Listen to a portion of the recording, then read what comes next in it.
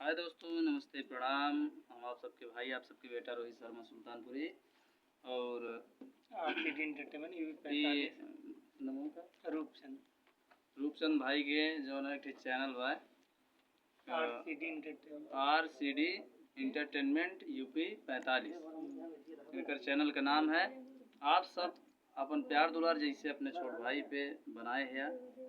और Rahul Rohit music world, Rohit Sharma Sultanpuri official पे, और तमाम चैनल जैसे कि कुमार धर्मेंद्र इंटरटेनमेंट और Rohit Ganesh official, RR entertainment और